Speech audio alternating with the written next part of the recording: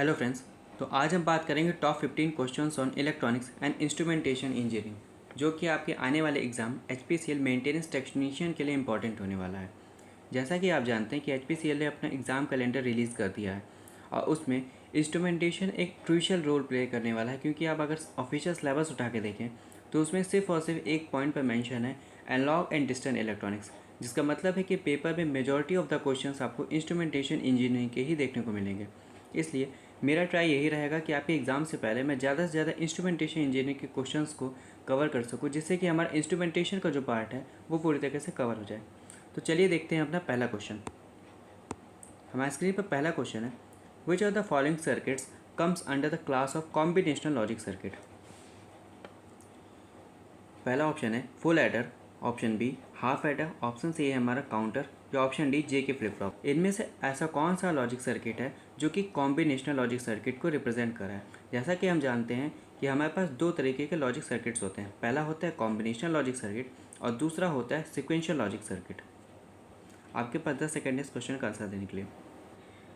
अगर मैं इस क्वेश्चन की बात करूँ तो इसमें 4 ऑप्शन दिए हैं, जिनमें से 2 ऑप्शन आपके कॉम्बिनेशनल लॉजिक सर्किट को रिप्रेजेंट करें।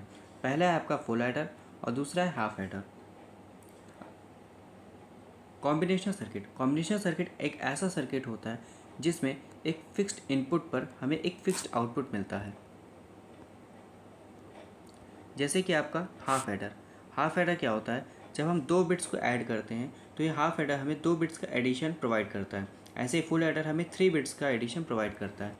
लेकिन अगर मैं एक सिक्वेंशियल सर्किट की बात करूँ तो यहाँ पर एक फीडबैक एलिमेंट लगा होता है। सिक्वेंशियल सर्किट की पहचान यही है कि उसमें एक फीडबैक एलिमेंट लगा होगा और वो एक मेमोरी एलिमेंट के तरीके से वर्क कर रहा होगा। So the right answer is option A and option B. इनमें से वेरी लो रेजिस्टेंस को मेज़र करने के लिए हम कौन से ब्रिज का यूज़ करेंगे। पहला है केल्विन डबल ब्रिज, दूसरा ऑप्शन है Maxwell inductance bridge, option C है हमारा व्हीटस्टोन ब्रिज, या ऑप्शन डी हेज ब्रिज। तो इसका राइट आंसर हो जाएगा option A Kelvin double bridge. Kelvin double bridge का हम यूज़ करते हैं वेरी लो रेजिस्टेंस को मेज़र करने। मैक्सवेल इंडक्टेंस ब्रिज का यूज़ करते हैं इंडक्टेंस को मेज़र करने के लिए। हेज ब्रिज का यूज़ करते हैं एक ऐसे इंडक्टेंस को मेज़र करने के लिए जिसकी क्यू की वैल्यू ग्रेटर देन 10 होती है। सो the right answer here is option number A. Which of the following materials is use for making permanent magnets. इसमें से हम परमानेंट मैग्नेट बनाने के लिए किसका यूज़ करते हैं। ऑप्शन ए है steel, option B carbon, option C carbon steel, या ऑप्शन डी ग्रेफाइट।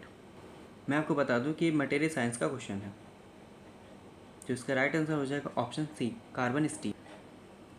कौन सी सिग्नलिंग स्कीम है जो कि नॉइज से सबसे ज़्यादा इफेक्टिव होती है। ऑप्शन ए है ASK amplitude shift keying, option B FSK frequency shift keying, option C phase shift keying, या option D pulse code modulation. मैं आपको बता दूं कि जो नॉइस होती है वो सबसे ज़्यादा इफेक्ट डालता है एम्पलीट्यूड पर, तो यहाँ पर हमारा राइट आंसर हो जाएगा ऑप्शन ए ASK। जैसा कि इसके नाम से ही है एम्पलीट्यूड शिफ्ट कीइंग, इसलिए सबसे ज़्यादा जो नॉइस इफेक्ट करेगा वो इसी स्कीम पर इफेक्ट करेगा। What is the minimum number of NAND gates required to implement A plus A B के ऊपर bar plus A B into C के ऊपर होल बार। अगर हम इस फंक्शन को देखें तो अगर मैं इसमें से A को कॉमन ले लूँ तो हमारा आंसर आएगा 1 plus B bar plus B C whole bar. जैसा कि हम बूलियन अलजेब्रा में पढ़ा है कि जब भी 1 प्लस समथिंग लिखा होता है तो उसकी पूरी की वैल्यू हो जाती है 1, यानी कि यहाँ से यहाँ तक की वैल्यू हो जाएगी 1, यानी A into 1 that equals to A। यानी कि हमारे जो नैंड गेट रिक्वायर्ड होंगे इस फंक्शन को इम्प्लीमेंट करेंगे वो होंगे 0। सो the right answer here is option number A. Next question देखते हैं। The largest error between reference input and output during the transient period is called. एक ट्रांजिएंट पीरियड के दौरान आउटपुट और इनपुट के बीच में जो लार्जेस्ट एरर होता है उसे हम क्या कहते हैं। ऑप्शन ए है peak error, option B transient overshoot, option C peak overshoot, या ऑप्शन डी ट्रांजिएंट डेविएशन। इसका ग्राफ में अगर आपको दिखाऊं तो ये रहा इसका ग्राफ। यहाँ पर ये हमारा शो कर रहा है इनपुट को और ये कर्व लाइन शो कर रही है हमारी आउटपुट को। तो इन दोनों के बीच का डिफरेंस, जो मैक्सिमम डिफरेंस यहाँ से यहाँ तक का जो डिफरेंस है, इसे हम बोलते हैं पीक ओवरशूट। तो हमारा राइट आंसर हो जाएगा option number C, peak overshoot. Next question पर चलते हैं।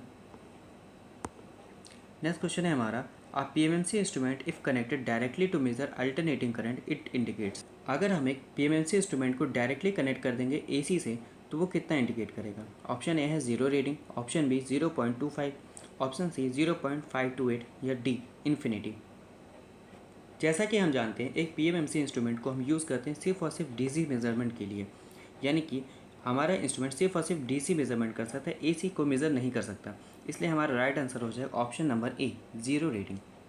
अगर हम AC से डायरेक्टली उसको कनेक्ट भी कर देंगे तो वो क्या शो करेगा, 0 रीडिंग को शो करेगा। When the working temperature becomes more than the Curie temperature a ferromagnetic material becomes. अगर हम एक फेरोमैग्नेटिक मटेरियल ले लें और उसको उसके क्यूरी टेम्परेचर के ऊपर गर्म करें या उसका टेम्परेचर इतना बढ़ा दें कि वो क्यूरी टेम्परेचर के भी ऊपर हो जाए, तो वह मटेरियल क्या बन जाएगा। ऑप्शन ए है diamagnetic, option B paramagnetic, option C anti ferromagnetic या option D ferrites. Right answer हो जाएगा पैरामैग्नेटिक, यानी कि वो अपनी मैग्नेटिक प्रॉपर्टीज़ को खो देगा और बन जाएगा पैरामैग्नेटिक। एक टाइम पर एक साइंटिस्ट हुआ करते थे जिन्होंने एक आर्गुमेंट पेश किया था कि जो हमारा सन है वह एक मैग्नेट है। तो इस पर न्यूटन ने उन्हें कहा था कि हमारा सन एक मैग्नेट नहीं हो सकता, क्योंकि किसी भी मैग्नेट को अगर हम गर्म करते हैं तो वह अपनी मैग्नेटाइजेशन को खो देता है। इसी वजह से यहाँ पर इस क्वेश्चन का भी आंसर क्या हो जाएगा, पैरामैग्नेटिक। अगर हम किसी भी मैग्नेट को उसकी क्यूरी टेम्परेचर के ऊपर गर्म करते हैं, उसके हीटअप करते हैं, तो वो बन जाता है एक पैरामैग्नेटिक सब्सटेंस।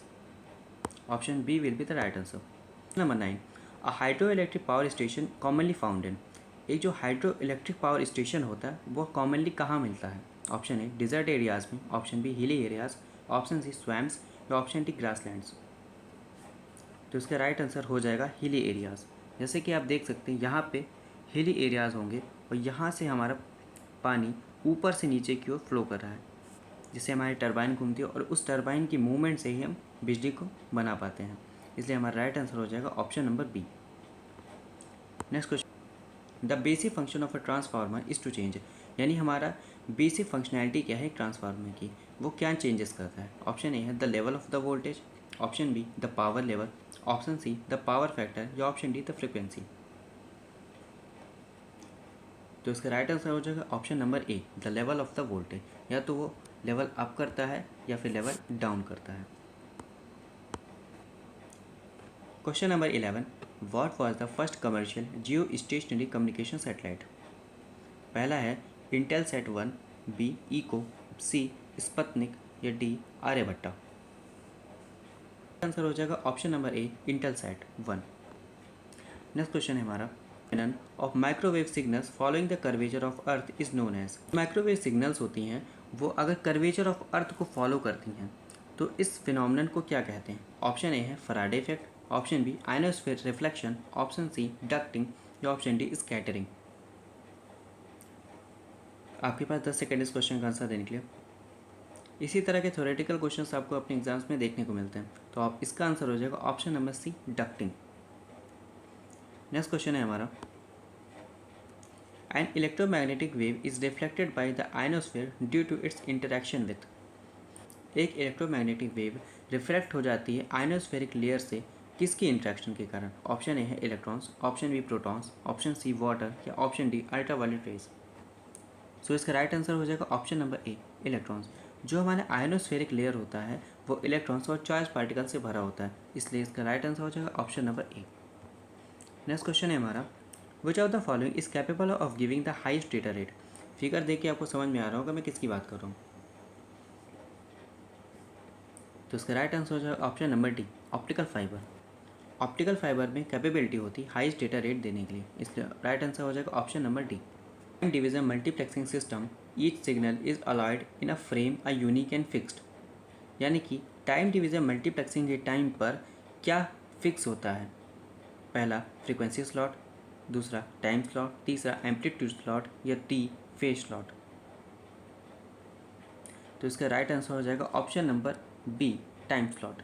यानी कि हम टाइम डिवीजन मल्टीप्लेक्सिंग में क्या करते हैं कि एक टाइम पर एक सिग्नल को भेजते हैं और पूरी बैंडविड्थ को यूटिलाइज, जबकि फ्रीक्वेंसी डिवीजन मल्टीप्लेक्सिंग में हम उसी बैंडविड्थ को छोटे छोटे पार्ट्स में डिवाइड कर लेते हैं और एक ही टाइम पर सारे सिग्नल्स को रिलीज़ करते हैं।